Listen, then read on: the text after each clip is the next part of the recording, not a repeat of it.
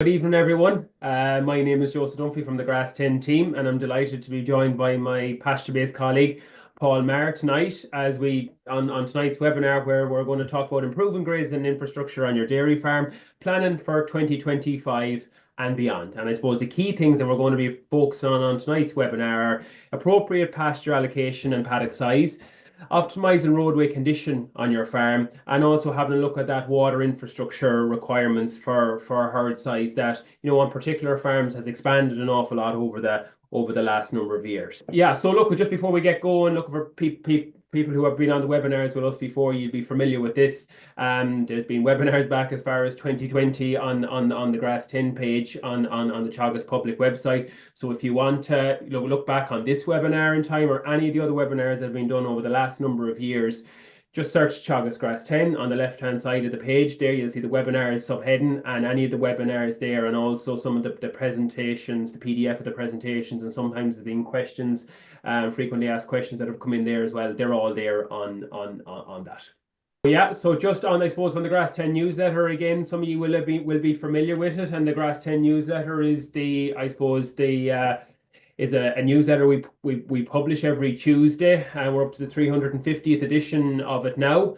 And look at there's everything there from predicted growth rates, soil temperatures, rainfall predictions, key grass tips for the week, featured farmer. So there's a lot of information there on grassland management tips weekly there. There's about 50 of them produced per year. So if you want to register there, you can register on the Grass10 page there, or tune into our social medias as well, our social media channels too, to get more information. And also, so those of you that are familiar with the Dairy Edge podcast, the main podcast comes out on a Monday, and there's a bonus podcast that comes out on a Thursday morning, between in around 5 to 10 minutes of current grazing advice, and so that's there every Thursday. So make sure to tune into that.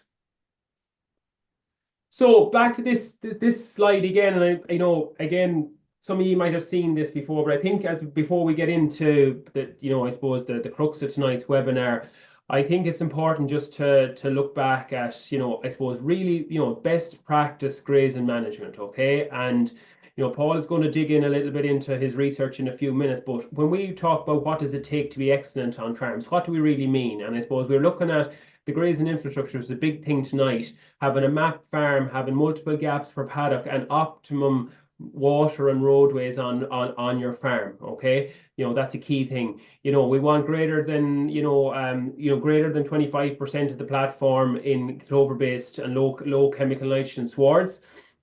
We want over 50% of the grazing platform at optimum P, K, and pH. We want over 30 measures a year on pasture base, so that we're making the correct management decisions. We want spring feed budgets, spring rotation planners there to help you budget out the grass supply on your farm throughout the year. And we want all fertilizers, chemical and organic, recorded on pasture base. So when we look at over the last number of years where they have been, we're still in single digits for a lot of people, and especially on some of the ones that there in terms of soil fertility, less than 25% of the farm, this year a big focus for us from Teagasc's point of view to try and drive that on. But even on the grassland measurement side of things and the recording of that. So from what we would see as best practice grazing management, we're talking less than 5% of farms currently. So there's still a fair way there to go in terms of improving that. So we might just move on there a little bit, Paul, if that's all right. Yeah, so look at really getting into tonight's webinar, okay, on grazing infrastructure. We're nearing the end of July, 2025. In general, across the dairy sector, we've had quite a good year in terms of grassland performance. As far as the grass production on farms has been excellent up to the middle part of the year. Probably a couple of dry farms, in maybe the south and southeast have struggled a little bit, but in general, things are going well.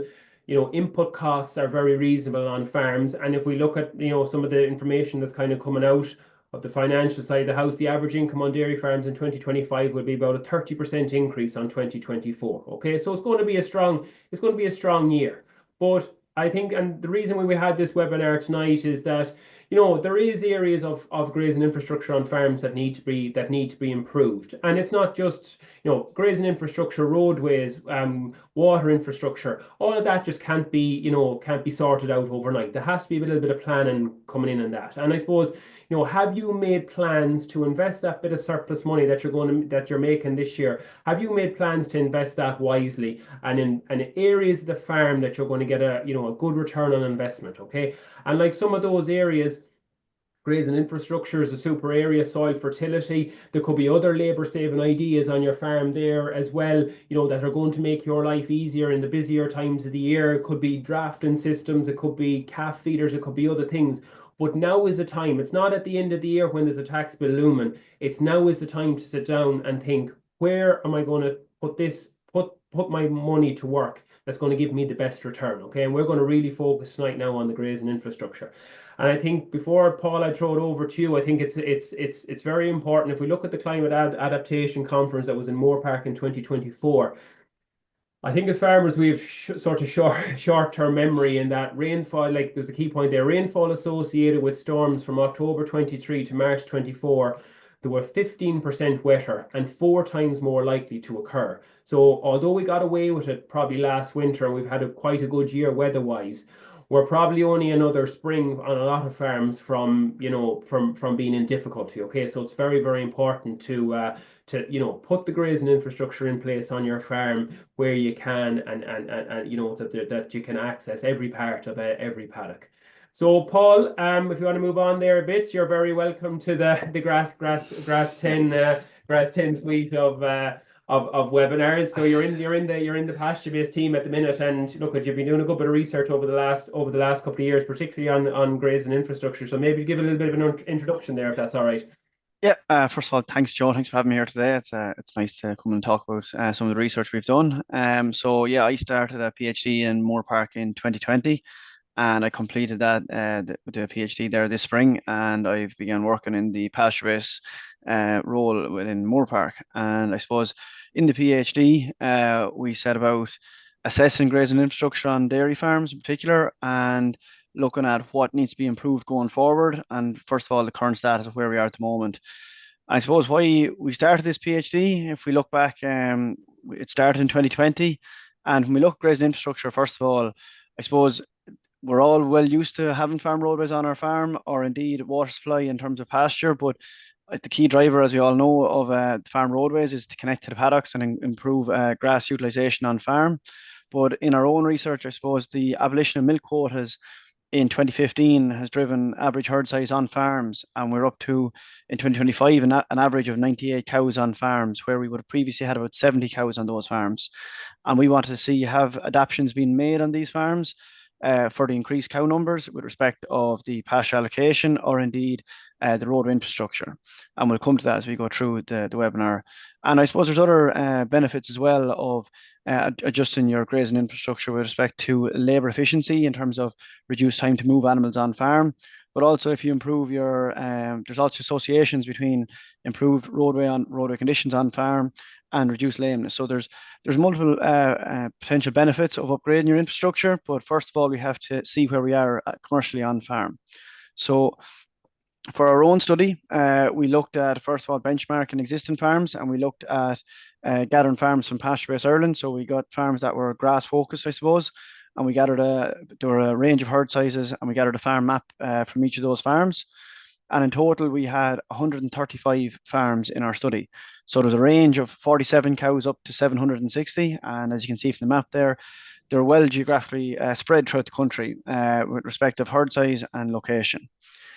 And of these 135 farms, we visited 55 of them to inspect the roadway condition of these farms. And again, these were selected based on their herd size and geographical location. So we wanted to take account of different climatic conditions within the country, and obviously topographical differences as well. So we'll just first of all look at paddock design. When we talk about pasture allocation, what are we talking about? So first of all, we know that a dairy cow is eating about 18 kilos of dry matter on a daily basis. So we took, just for an example here, an average of 100 cows. So that means for the herd of 100 cows, that's an allowance of 1,800 kilos of grass for that group of cows per day. Or if we look at it for a 1.5 days, which is 36-hour allocation, which is what we really want to recommend, it's about 2,700 kilos of dry matter for the herd. But again, we've a pre-grazing yield. We can't graze covers of 2,700. So in this, we're just using an example of 30 and 50 of a pre-grazing yield. And what does that mean? What's that look like, I suppose? So for a 100 cow herd, it's about 1.33 hectares for 24-hour. But a simple one to remember, for a 36-hour allocation, it's 2 hectares a day. And even for any herd size above or below this, for every additional 50 cows, it's 1 hectare of for each paddock. So, for example, for 150 cows, it's 2.5 hectares. Sorry, 3 hectares. And I suppose it's probably an important thing, Paul, sorry to put across, it's probably an important thing that everyone that's come on tonight's webinar, really does that calculation for their own farm, and and it really establishes where it's at. Exactly. And again, if you want to, you just take out your phone there and just take a picture of that and simply just change where we have 100 cows to your own herd size, and then do the very same calculation from what we have here, and it'll tell you exactly what paddock size you need for your own herd. So just if you want to take a moment for that. But I suppose we often get asked the question, why do we want 36-hour allocations on farm? Like a lot of farmers are, I suppose, previously in the past have been using 12-hour allocations. And we just wanted to explain, I suppose, the pros and cons of each system. So the 12-hour allocations, they are better in wet weather. We fully agree with that, and they're good for grass utilization in wet weather. But I suppose the particular problem we have with 12-hour allocations is the impact they have on performance within the herd, and particularly heifers within the herd. So there's previous research to say that when we graze heifers with the rest of the herd in 36-hour allocations, we have greater milk production than we do if they graze in 12-hour allocations. So simply by choosing to graze your paddocks as 36-hour allocations versus 12, we can have greater milk production. And I think it's a very simple, quick win that every farmer should be looking at. And I suppose the 36-hour allocations, yes, we've less restrictions in terms of heifer performance, but also we've easier access for machinery in the main grazing season. And for the last rotation, we will graze with 12 allocations with our strip wires and our spur roadways, as we'll come to later in this topic. And then when we look at our optimal, I suppose this was previously a design of the optimal paddock layout, 2:1 ratio, but as we'll come to in this webinar, it's more about your effectiveness of your roadway networks to get to each part of every paddock, because I suppose with natural boundaries, not many people can lay out their paddocks optimally like we have here. And what's more useful for farmers is the accessibility to grazing paddocks. So for heavy soils, we're looking at a maximum distance of 50 to 100 meters from the roadway to the furthest point of a paddock. So how we get that is with our spur roadways, and obviously for moderately and free draining soils, we can push that up to 170 and 250 meters. But we'll come to more about optimal versus adequate infrastructure and how we need to focus on spur roadways to increase accessibility. I think it's just another important point there as well, Paul. Like, if you are on 12-hour wires all the time, essentially you're in the paddock making decisions, twice a day. So, there's 14 decisions being made a week. Whereas if you can kind of get to that 36-hour for that main part of the grazing season, is obviously, as you said, in wet weather, you will go back. But like, that's only 4 or 5 decisions a week if you're on 36-hour allocations, because the paddocks are set up correctly. Yeah, it simplifies the system completely. And as well, you have to remember in our 36-hour allocation, every third grazing is going to be that 12-hour, that pinch point. So basically what we're just trying to reduce the number of pinch points that occur while effectively utilizing grass. So that's what we're trying to do. And you have to remember, even in the 36-hour allocation, that third grazing is still a tight grazing, versus we don't want to do that on every single grazing. So that's, and how we do that is we'll come to it in terms of a lot of it is built on the number of paddocks per farm. So if we one thing, Paul, before you move on, just in terms of for everyone that's on here tonight, any questions at all, stick them into the Q&A box there, and don't be shy. Sorry, Paul, go on ahead. No, Grant. So first of all, we'll just look at the grazings per paddock. So what we're looking at here is the number of grazings achieved in a paddock across different herd sizes. So we looked at over 3,600 paddocks across 135 farms, as we mentioned, and we calculated from their pasture-based data the number of grazings they're achieving in each individual paddock. So if we look at herds of less than 100 cows, about 75% of their paddocks are suitable for 24 to 36-hour grazings. We do obviously have this proportion that's greater than 36. This is generally, I suppose, silage ground that's grazed in the spring and the autumn. And we've about 10% that are only suitable for 12-hour allocations. And we move this forward to herds of 100 to 250 cows. We're now up to 20% of the paddocks that are only suitable for 12-hour allocations. So we have to remember, even in the 24 and 36 hours, the cows are still being pinched every second or third grazing. And now we're up to 20%. They're pinched every single grazing. And I suppose this leads into our point of view of herd expansion as well. So our paddocks may have stayed the same, but our herd size has increased. But I suppose most worryingly is when we go to herds of over 250 cows. We're now talking that 46% of the paddocks are only suitable for 12-hour allocations. So what does this mean on commercial farm? Like, it means that for 46% of their grazings, they're only in 12-hour, plus they're only in a lot of the paddocks that are in green here are 24-hour allocations. So the majority of the grazings in these systems are 12-hour allocations, which the cows are going to be pinched on, and particularly our first lactation heifers. And we talk about getting heifers back in calf from their in their first grazing season. It's difficult anyway without putting more pressure on the system. So I suppose now that we know what's going on farm, we want to look at how we're going to actually make changes. And as you said, Paul, there already, like, I know it's not 100% of the reason all the time, but like if we are on it with larger herds, we think we're walking longer, more competition with more dominant females in the herd. That on top of Yeah. 12-hour allocations is maybe the reason that some farms aren't achieving that production that they want to achieve. Yeah, definitely can be some of the reason, all right. And it's, I suppose, quite a quick win as well in terms of it's something that can be controlled by the farmer by simply adjusting the paddocks rather than things that are outside the control, for example, weather or grass growth at different points of the year. And now we'll just look at a sample farm here of 120 cows. So this is a farm we reviewed. It had a milking platform of 43 hectares.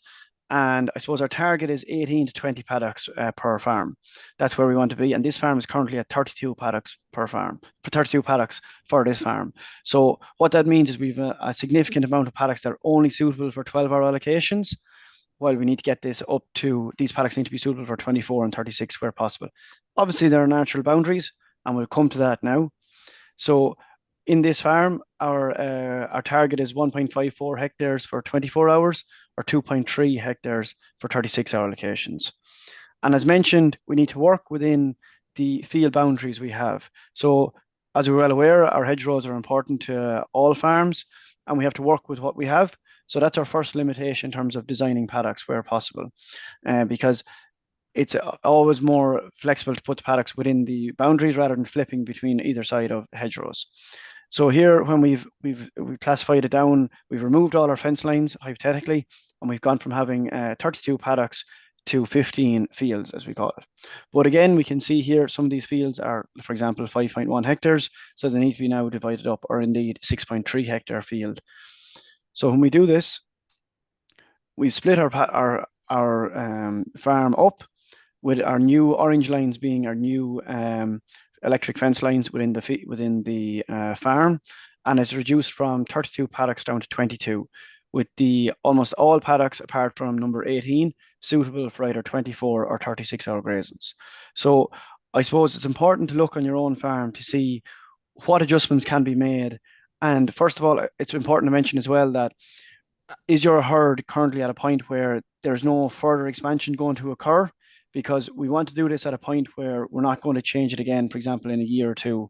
If we're going to change it further in a couple of years, well then maybe remove the fence lines and use temporary fences for a couple of years and graze 36 hours in the meantime, and then put in our electric fences. But even in the short term, we need to get away from 12-hour allocations. Even, for example, if you're saying, oh, well, we're going to expand again next year, well, then remove our fences now and we can put them in place next year and just use temporary wires in the meantime.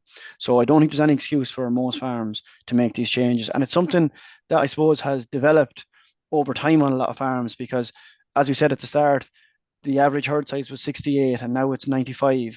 And these herds have just slowly expanded over time and the paddocks haven't adjusted. I suppose because we put a focus on the milking facilities or the cubicle shed or the slurry storage, and this has just gone by the wayside, for example. And it's quite easy just to move them every 12 hours, and we've got into that system. But we need to realise the hidden loss of milk production by being in this system, and it's quite an easy fix. So that's where we are on the paddock size. Yes, Joe? I was just going to say there, Paul, as well, just to add to that point, like it's amazing, if you go back a slide there, the information that you have when you look at the map, the previous one as well, Yeah, on the, you look at the map of a farm, you have a map of a farm there, you can straight away yeah. you can start doing the calculations that we did at the start to decide the ideal paddock size. So having a farm mapped, Yeah. whether it's might be an ArcGIS map or field area measure map or whatever, or have it mapped by a professional or someone with a grasshopper or whatever it may be. Having that information there, having that farm map, having something to work off to Mm. go and then make the changes is hugely important. Absolutely. And even as well, there's the system in PastureBase Ireland where you can map your own farm, and that's a completely free service that anyone can use. So you can just log in there, whether you're creating grass covers or not, you can simply make an account and map your own farm, and all your paddocks will stay there, and you can put in all your fertilizer data and your soil fertility data as well, and link it to each paddock on the map. Great. So yeah, so that's where we are in terms of our pasture allocation on farms, and we can touch again on it at the end. And that's relatively cheap to do. There's no, apart from your time and that, it's very cost effective, Yeah, Paul. just a few nice sunny days and out with a tractor and away you go, and that's it. That's the But laugh. and then our second part, I suppose, isn't as cheap to fix, but it still needs to be fixed on farm, and it's the roadway developments on farm and where we need to invest into the future. So I suppose, again, touching back, we went out to 55 farms and we evaluated their roadway networks, but we also mapped the distance to each individual paddock across 135 farms. So we saw how far cows were walking on a daily basis, and across the year, and what factors were driving walking distance on farm. So we'll come to that in a second. But first of all, just to give an example of the impact farm layout is having on distance walked on farms. So we have a farm on the left with 415 cows and a farm on the right with 67 cows. And if we just first of all note the milking parlour location is in the farmyard, is in our red square on both, and the yellow is our roadway networks. So we can see here on the left, the farmyard is centrally located with multiple roadways leaving the milking parlour, and on the right, our farmyard is located obviously beside the main road, and we have one primary route through the farm. And we just look first of all at the mean distance to a paddock. So despite the herd having a 6 times greater herd size, 615 cows versus 67, there's a similar mean distance to a paddock at 420 versus 414 meters or 430 meters. But in the distance walked per year, a herd of 67 cows is actually walking 40 kilometers more per year than a herd of 415 cows. And it just goes to show that, like, just because you might have a smaller herd, relatively speaking, to the national average, you can be walking significant distances to and from paddocks across the grazing season. And it just shows that basically there needs to be a focus on the quality of roadway networks across all farms and not necessarily just larger farms because they've expanded, or for example, it's an issue that's across all farms. And we looked at the factors that drove walking distance on farm. Herd size did have a correlation and a strong association, but the mean distance to a paddock was the overriding factor, which kind of surprised us, but also made sense too.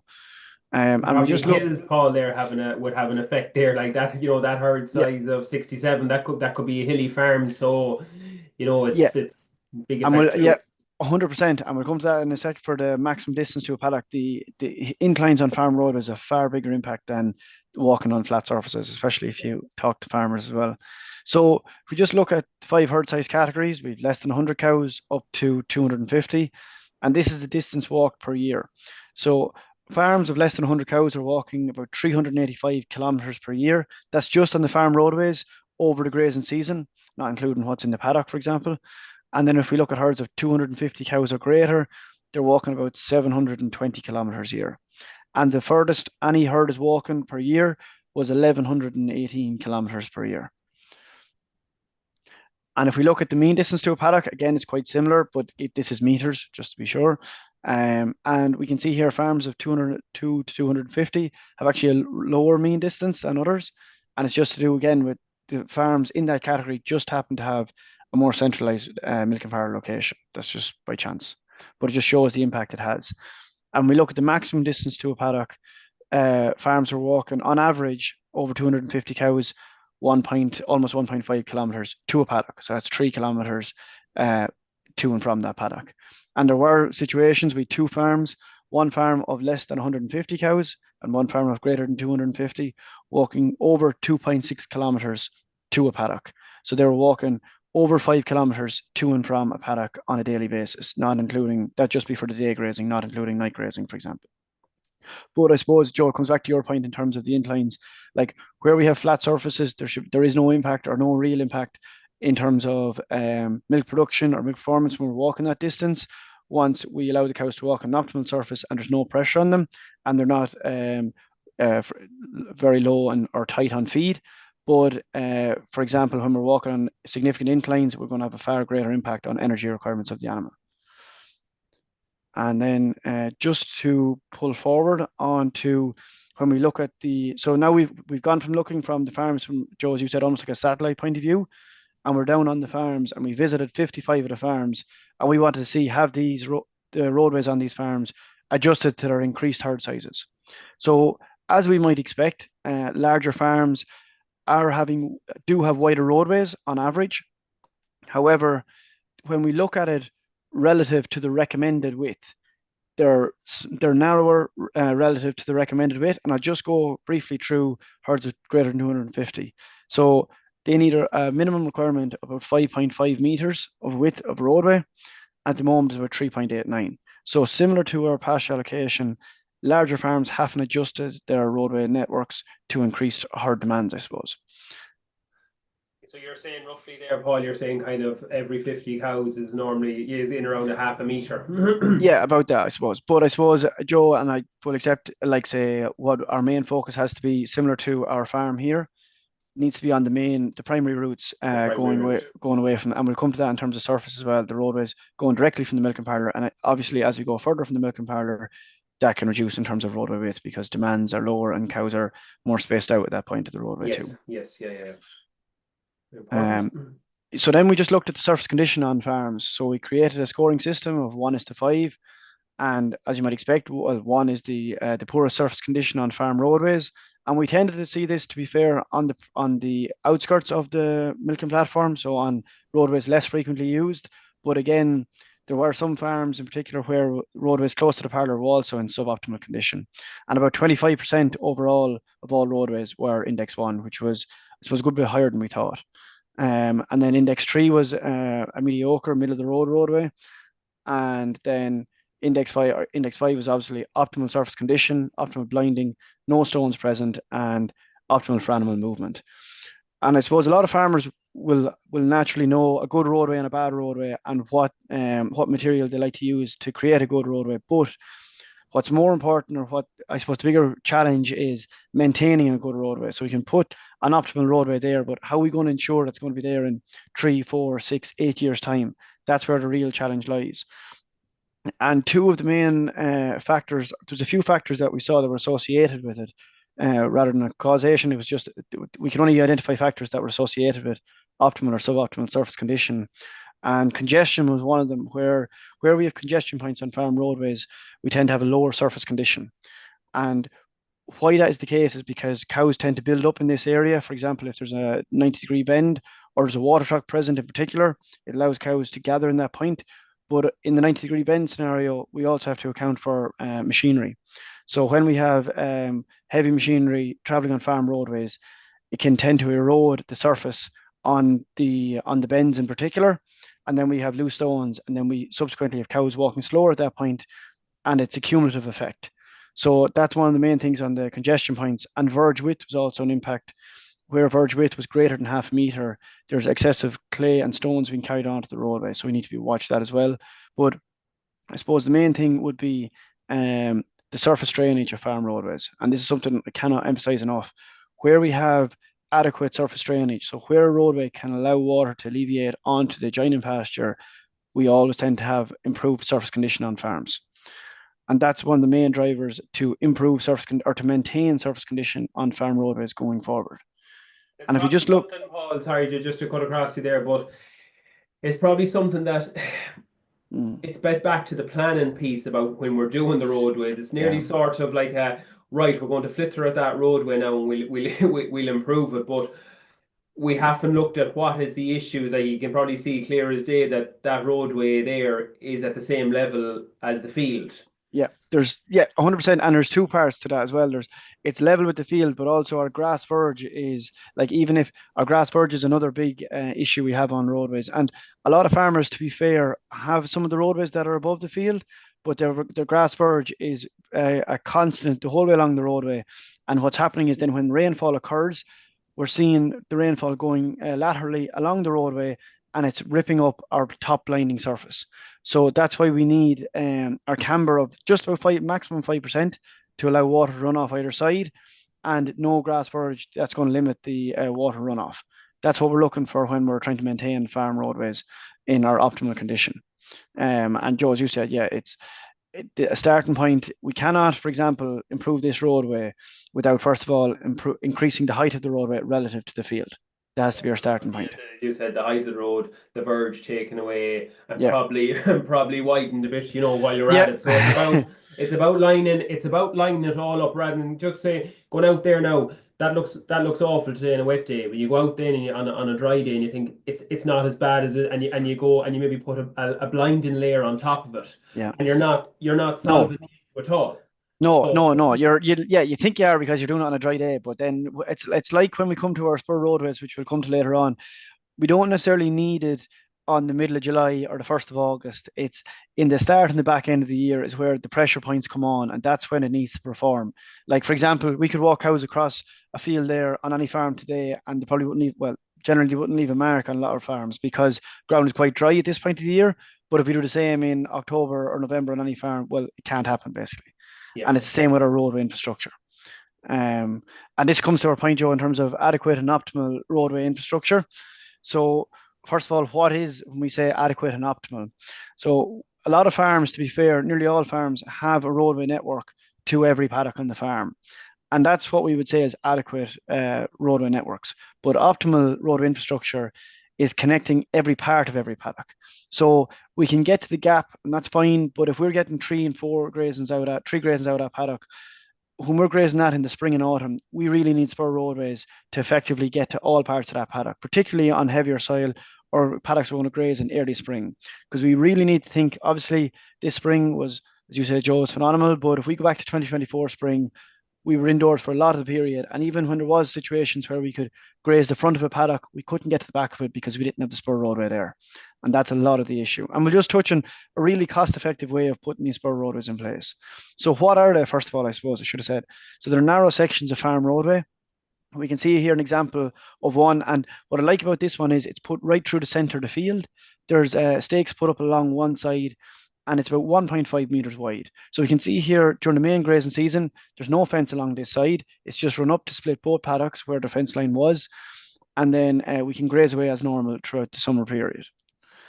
And its main purpose is to access grass in the spring and autumn period.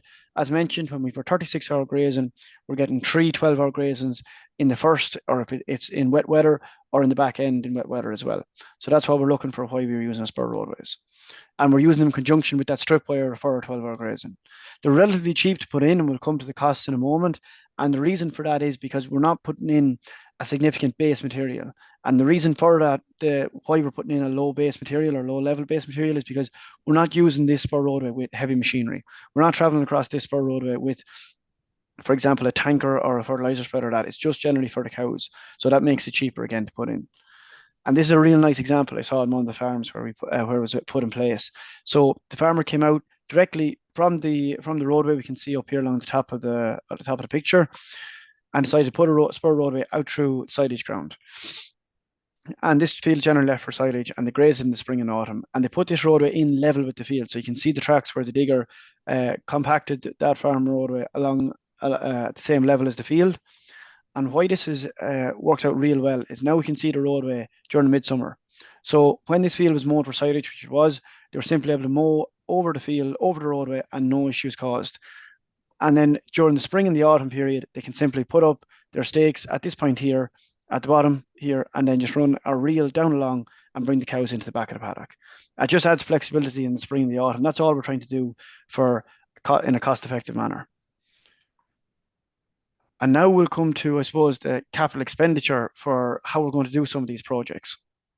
So when we're looking at a farm roadway, again, Joe, comes back to the point you said about putting it above the adjoining pasture, and we can see here these are some of the previous examples used. We're talking about a base material of about 300 mil of stone, and then about 50 mil of blinding. We're not talking about 100 mil of blinding; it's only 50, and the reason for that is because we've seen some situations where we put on too much blinding, and it's actually turned to almost a Play-Doh effect. So we want to put on 50 mil of blinding, and we want to compact that with a vibrating roller to make almost like a sheet where the rainfall can disperse off the roadway and not form that Play-Doh effect basically as well, and have a good optimal surface for animal movement. So when we look at the excavation costs for implementing a new farm roadway, and construction of the roadway, the vibrating roller and labour charge, we're coming in at about for a 4 metre roadway about 37.30, and for a 5 metre roadway about 46.63. So about almost €50 per metre farm roadway for a 5 metre roadway.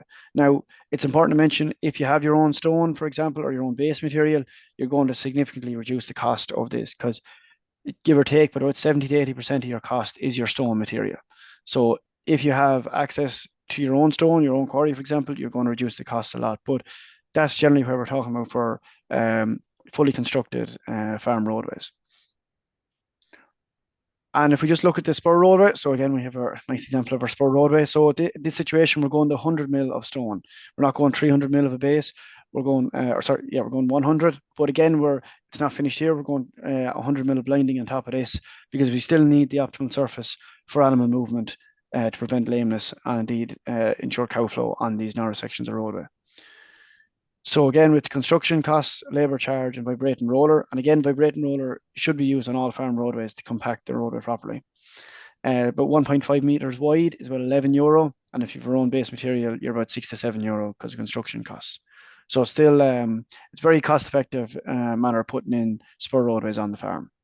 And they work, yeah. Sorry, go ahead, finish out that point there, Paul. Yeah, and then just we're talking again, our heavy soils point of view, 50 to 100 meters from the edge of the spur roadway to the back of the paddock, and on free draining soils, 170 to 250.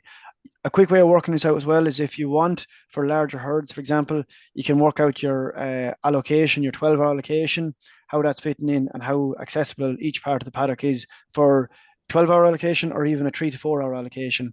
And if, for example, you want to increase this slightly, you can, but that's what you're targeting. You're targeting that 3 to 4 hour allocation in the spring and autumn, that you can get to those paddocks. And in the back end, you're talking that 12-hour allocation in wet weather with your spur roadway.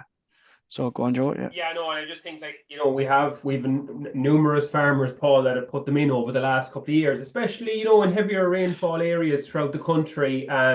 Hillier land, more difficult paddocks to get to, and they're really, really hard. And it's been, again, we got away with murder this spring, but in general, we only have maybe 15 or 16 months ago that we went back to the spring of 2024, and things were very wet on farms, and the people that had spur roadways in spring 24 fared a lot better, because, as we talked about already, everyone that year burned all the good paddocks early. Then you took you took a grazing out of a long paddock then, but you couldn't get to the back of it. So there was days that you probably could have been out, but you had all your good paddocks eaten. Yeah.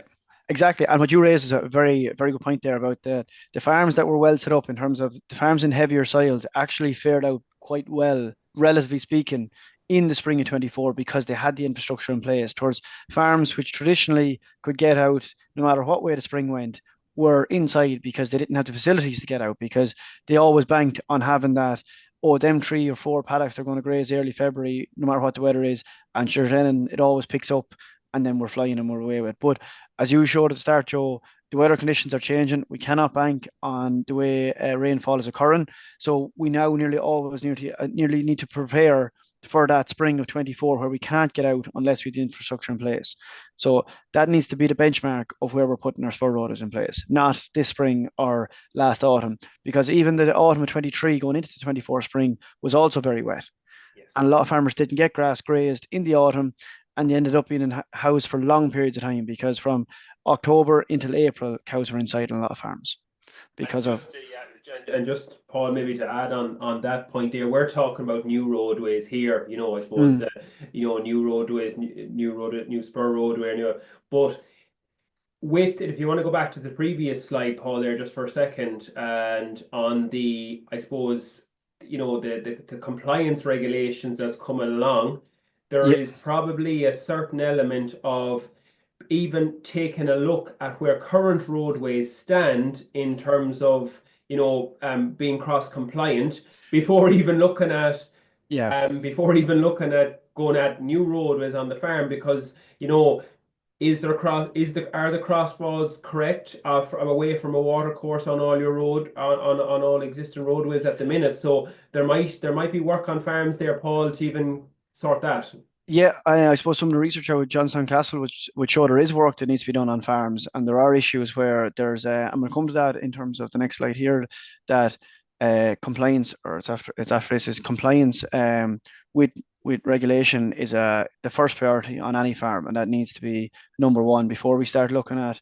Although this is all good and all really beneficial, we need to be compliant before we start looking forward, and that needs to be the first thing that needs to be said across, particularly the crossfall on roadways adjoining a water course, and we'll come to that in a moment. And just touch first of all, we'll just touch on the cost of this, Joe, and then we'll go into the compliance because Yeah, we have brilliant. a slide Yeah, on it. perfect. So we just have the spur roadways to start with. So again, here we have our farm again, and we've our paddocks or our fields laid out without for example, our paddocks. And we're just looking at the accessibility, for example, to, again, we have a roadway that's going to connect into the paddocks here and indeed the paddocks here, but we're very much restricted on getting to the back of these paddocks over here. Okay. And like, for example, number 3 here, we're working quite well because we can get from both sides. And but over here we need to put in spur roadways. So how do we? And the farmer approached us. How are we going to do this? So we had 2 options we were looking at. This was the first in terms of 150 meters of a spur roadway up through here and 110. And what's that looking at cost wise? Again, because we're doing a spur roadway, it's about €11 a meter. So it's about €2,800, 229 basically, for all the costs involved in constructing these 2 spur roadways. But again, it's going to substantially increase our grass utilization in wet periods. And then if the farmer was asking about this, but then when we looked at the farm map and we were just looking at it and we were saying, without even visiting the farm, we saw that there was a potential to put in this roadway up through here. And I suppose this is key, as Joe, come back to your point as to why the farm map is important, because us being out in the farm, we would have never seen that this roadway could have went there. And when we were looking at the farm map, we said a very small section of roadway for 86 meters of spur roadway would connect us into the back of this, even though we currently have this roadway up here, which connects us to this area, this block of the farm. This section of spur roadway was connecting us to the back of 5, the back of 7, and the back of the paddocks up here. So it was coming in at a cost of €1,000, and for €1,000, like even the farmer himself, when we said it to him, couldn't believe the benefit he was going to get. And he knew himself, and he's like, God, that will actually be a great job when that goes in. And it's just the beauty of looking at the farm map first before, just because when we were on the farm, we were with a group and whatever, and we asked them, and it was only when they looked at the map they saw it, and they're like, that's actually really, yeah, well, they all agree that should go in. And by looking at it, they wouldn't have seen it when they were on the day, no more than myself, but it was only when we looked at the map, we could see the effectiveness of that roadway.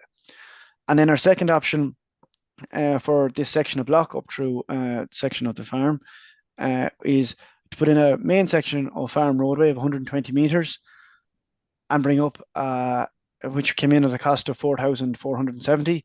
This will obviously increase accessibility with machinery to the back of the paddocks in the spring and the autumn, as well as from a cow point of view.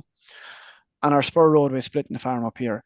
And I suppose this spur roadway adds great flexibility, particularly if this was a heavier soil type.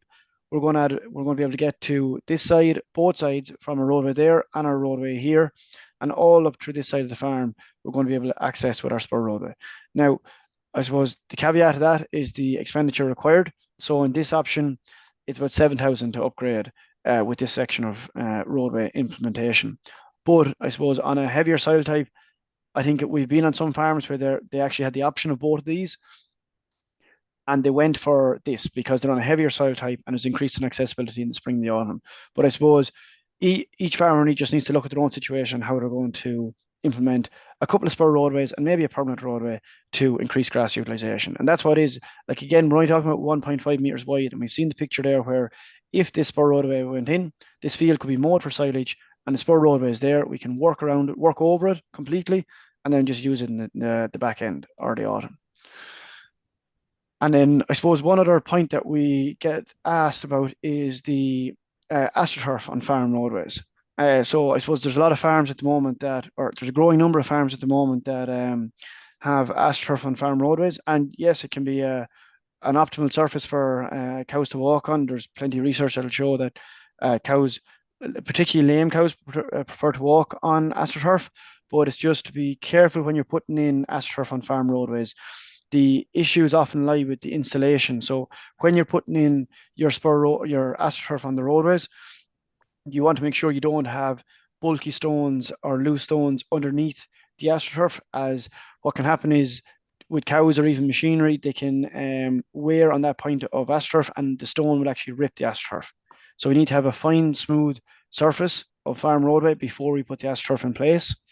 And when we're using it near the parlour, we want to use double the width because this is going to be a high traffic area.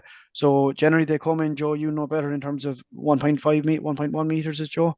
Yeah, in around Yeah. that, 1.1 to 1.5 meters width. Yeah. Yeah. So when we're using them closer to the parlour, we want to use a double strip because if we only use 1 meter wide and we tend to have a rough section of farm roadway, the cows will only use one section, the 1 meter that's of astroturf, and we've effectively turned our 3 or 4 meter roadway into a 1 meter roadway.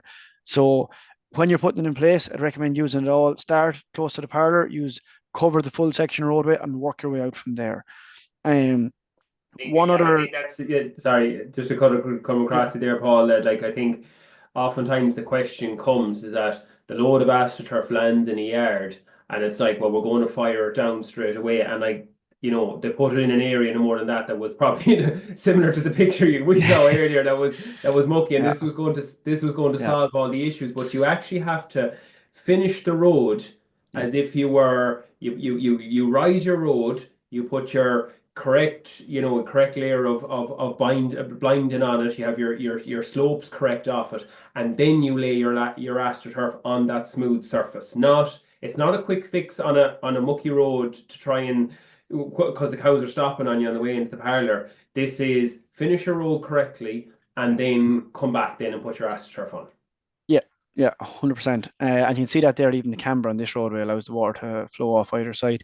The only limitation we've seen with it on a couple of farms is on steep slopes in wet weather, it can become quite a slippery surface. So it's just to be aware of that if you are looking down the road of AstroTurf. And then just Joe, to come back to your point about compliance with regulation. So yeah, all roadways have a camber away from a stream or a drain which connects to a watercourse. If it's a dry drain, it's okay, but if it connects to a watercourse, it cannot. No sediment or nutrient runoff can enter that. So the simplest strategy is to adjust the camber away of the farm roadway, away from the watercourse, like is done in the photo here. 1:25 or 1:20. And where it's not possible, you can divert it into a drainage ditch if it's managed with a natural retention feature such as a sediment trap.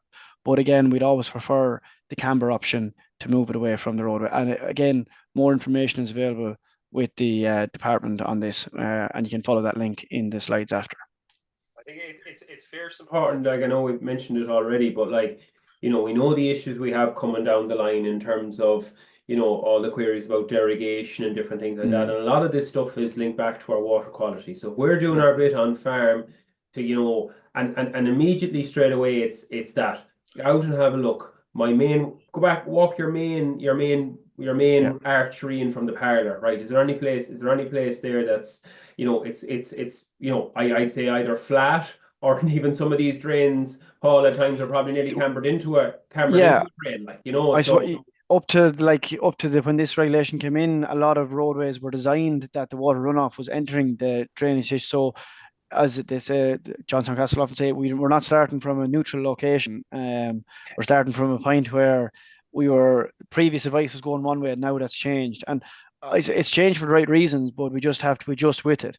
And as you say, Joe, look, this year there'll probably be a lot of situations where there will be a digger on farm, and even if you're not going with the spur roadways or whatever, simply just take out, look, a day's work on a digger could solve an awful lot of issues with sediment runoff into drains. And sometimes it'll be just building a bank to prevent the runoff going long. And that's what we've seen a lot of farmers doing, where they're restricted in terms of, for example, the far side, in terms of a fence here or a hedge here is a bank there, and then diverted into a sediment pond if required.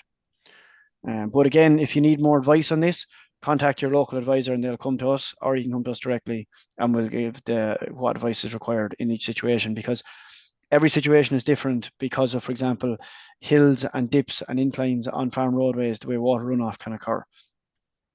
And I suppose just to finish on the roadway side of things is the bat latch. So anyone that has one will think that they're the best thing that were ever invented, and anyone who doesn't have will just have to find out for themselves, because once you get it, you don't look back basically.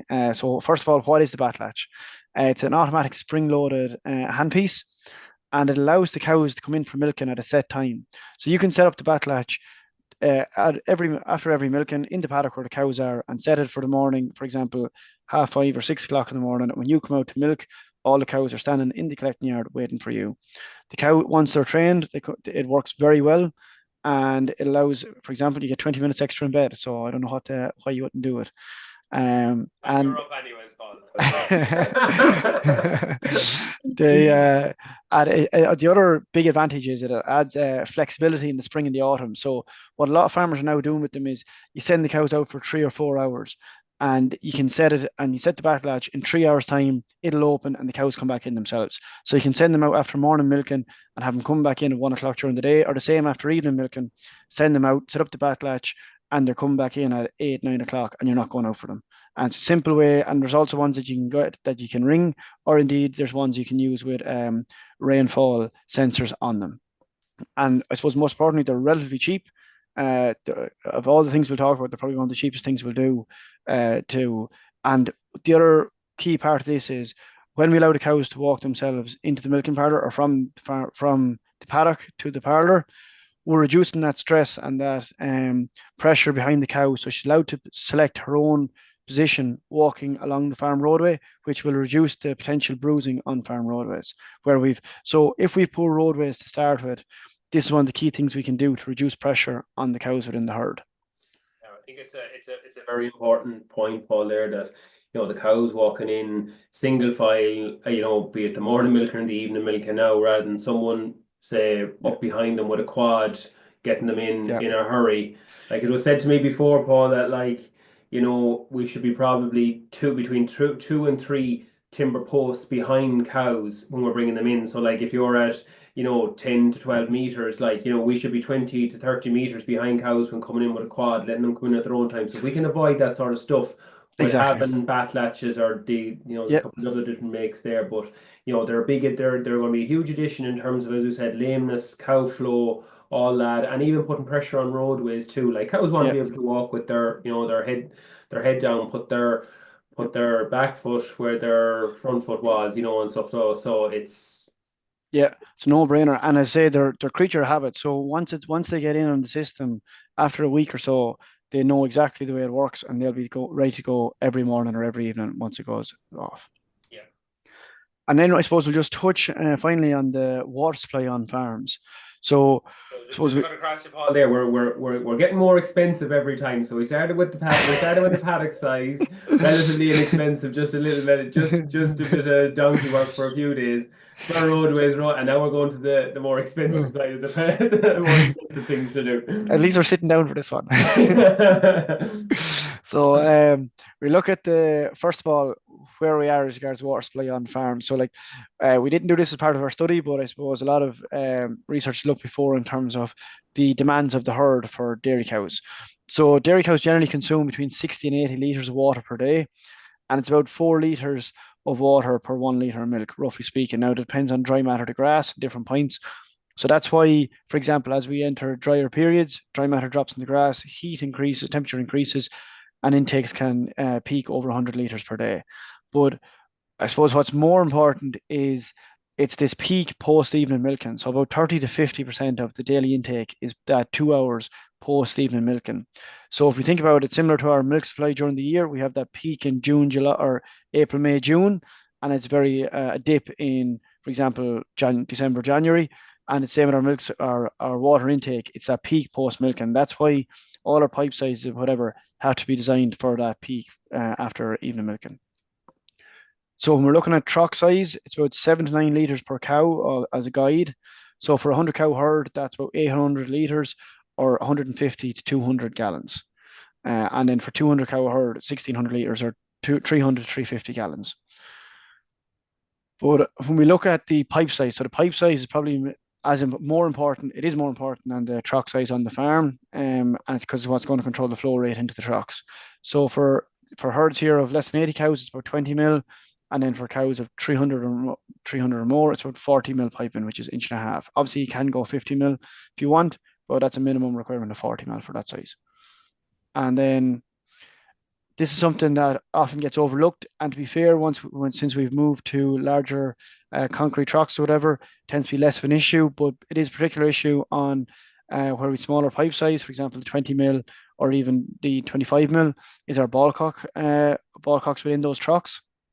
So a high pressure ballcock restricts water flow. It creates a higher pressure, but the flow rate is lower.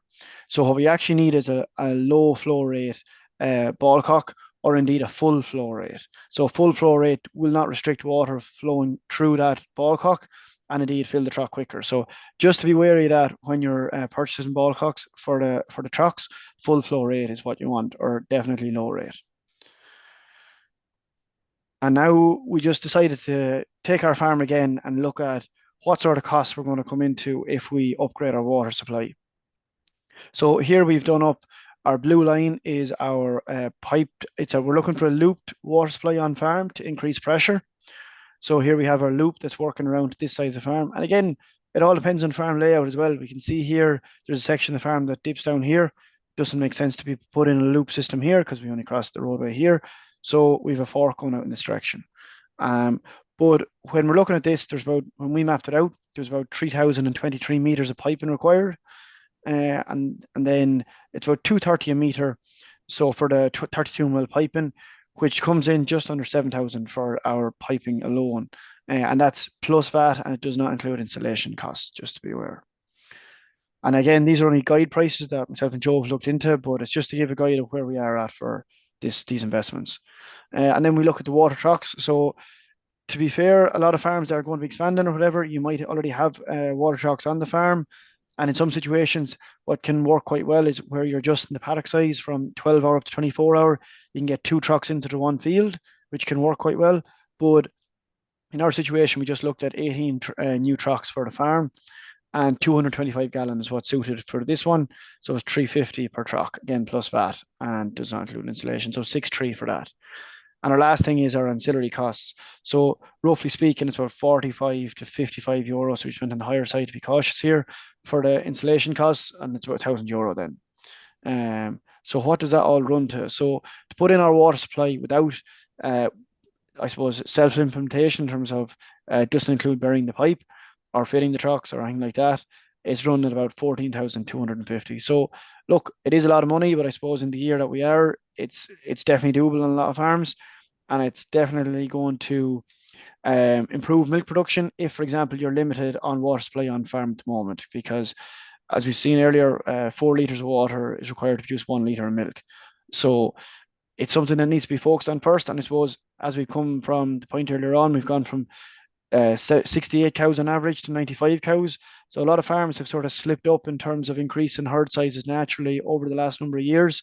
And again, it's something that could have been left on the long finger on a lot of farms as we focused on, for example, putting in slurry storage or putting in increasing the units in the milking parlour. But that's where we are, Joe, in terms of the costs at the moment. Our estimated cost for estimated cost. I think it is important there. Like if you're going out, there's companies out there that are going to offer, say, supply and install that nearly might do the piping at that cost, or if you're going buying in smaller rolls, obviously that's going to increase the size of the piping, so there's these are only completely guide prices, but coming back to what we said already, Paul, it's about putting the correct infrastructure in there. And if you've got plastic troughs and there a couple of weeks ago when things are dry and you're down in County Waterford or County Cork and the cows are hammering a trough around the field, like, Yeah, yeah, or you're having to go with an IBC of water to try and keep things going, well, you're in bother, like, and that's just the exactly. reality of it, like. Yeah. And you have to take steps at some stage to improve the water infrastructure on the farm. Exactly, yeah, yeah, and again, look, to be fair, I suppose we put in 2 to 5 gallon trucks on this. You could have went 150, but I suppose it comes back to your point, Joe. You like to future proof the system when you're doing it, because putting in a water supply isn't like putting in reseeding a paddock or something. It's something you'll do once every 20, 30 years, and that'll be it. So when you're doing it, you want to do it right and do it for that period of time. So that's why we went slightly higher on that, and I think we're right to do that because again, it future proofs the system. For example, if more ground became available. Um, but just to summarize on where we are at the moment, Just a for question there, just a yeah, question there, Paul, coming in. Is it more important to have a good surface or correct roadway width? I go for a good surface because if we obviously if we've a good roadway width, if we've suboptimal roadway width, we will limit cow flow. But if we don't have a surface condition right, we're going to limit cow flow and indeed potentially reduce lameness or increase lameness on farm. And when we've reduced surface condition, it tends to deteriorate rapidly in terms of a cyclical effect. So if it gets into a bad condition, cows tend to gather in that area as well because they don't like walking through it, and then it just gets worse and worse. So I tend to focus on the surface condition first. And if you're improving the surface condition on the roadway, I'd be looking at the water runoff potential first, because there's not much point in putting a blinding material on the roadway if we're not above the adjoining landscape first. Another question just in there. In terms of roadway design, Paul, any difference in strategy when planning for a robotic system? Yeah, well, when you're planning from the robotic system, the roadway width doesn't necessarily have the same requirements at all. You can if you want put in. It depends if cows are passing on the roadway, they obviously need to pass. So you're talking minimum two meters, I suppose. But it's not as big a requirement at all. But again, the surface condition will be the same requirements. So you still need to allow for water runoff point of view and camber as well to allow the water off the farm roadway. But and depends again if those roadways and robotics are being used for machinery or not. That'll depend on the base material required as well. But from a roadway width point of view, it doesn't matter as much in those situations. Great. No, that's super. Thanks a million for those couple of questions. Yeah, so look at, should we move on? So, Yeah, we'll just yeah, to summarize, Joe, do you want to go through yeah, this sure, or I could like, sure, yeah, yeah, sure, I'll take it there. So look at really, really and truly, like, as we said from the outset, there's probably some decisions to be made on farm this year of maybe where that extra bit of maybe surplus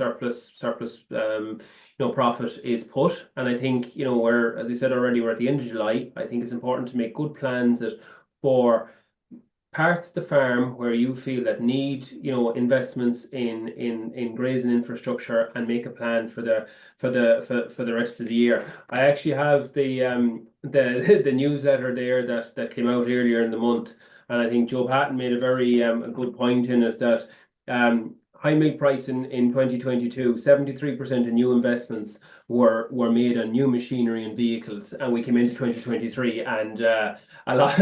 I think a lot of yeah, people wish that the money was put other places on the farms. Why we want good machinery and that on farms, I think it's very much important that we think back to the springs, think back to the pressure points on our farms. How can we set the farms up better? How can we make our farms more labor efficient? And starting off with paddock size, roadways, water infrastructure, and I suppose to summarize a few bits on that, the paddock size requires radical improvement to meet herd demand, and especially, as Paul said, on those slightly larger herds. But it's kind of following through is that though that herd that was at 80 is now at 120, or mm, that herd that was at 120 and is now at 160, we're not seeing the paddock size follow suit. And that's a yeah, relatively low cost, and it improves that farm performance. If though we can get those heifers to hold peak for longer, well, that's a win straight away. yeah. On the And roadways, sorry, go you take no, I that. was going to say, like even when we're looking at reseeding as well, Joe, like say even in August, whatever, if you're going to receive paddocks, for example, even on the milking platform, think about, are the paddocks beside each other? Can we lift those fences and reseed a couple of paddocks together? And it'll be the starting point in getting paddocks into more optimal size for the herd. It's Yeah. just a starting point, but come back to the other point in terms of spending money, yeah, like say we always said it for time and time again, like soil fertility is number one, and then grazing infrastructure is number two, along with reseeding. Yeah. And that's, if we stick to that, we'll be in a good position on that point of view. But yeah, then Perfect. Yeah. on the roadways, then sorry, just on the layout is obviously the number one thing impacting the walking distance. And what's key on that is it's just to highlight that herd of that 67 cow herd that we had. Just because your herd isn't, for example, 400 or 500 cow herd, doesn't mean your herd is walking significant distance on farm roadways, because the layout is going to be the number one thing. And it means that every farm needs to focus on the surface condition of those roadways and ensure the blinding is present at 50 mil on all sections of roadway. That's I suppose a key point. But when you're putting in the blinding, we need the water runoff potential to be there, and the camber present to allow for the water runoff to occur. Important point we've seen in some farm roadways as well is when the contractors or excavators are in, there sometimes is a tendency to put a severe camber, for, as we call it, well, which is over 8%. Maximum, if we've seen it where it's been 10%. And what happens when you have a camber at 10% is cows are a bit like ourselves, I suppose. They like to walk on a flat surface. And when you're walking on a flat surface, the only reason we have the camber there is to allow for water runoff. Ideally, a flat surface is what cows prefer. But when we go above that 8%, cows tend to walk at the top of the camber or at the bottom of the camber. So they don't like walking on the side of a slope. And that's why just be careful when you're upgrading the farm roadways. You're only going that 4 or 5%, and it's only just to get the water off the roadway. That's what it's for. It's not for any other purpose.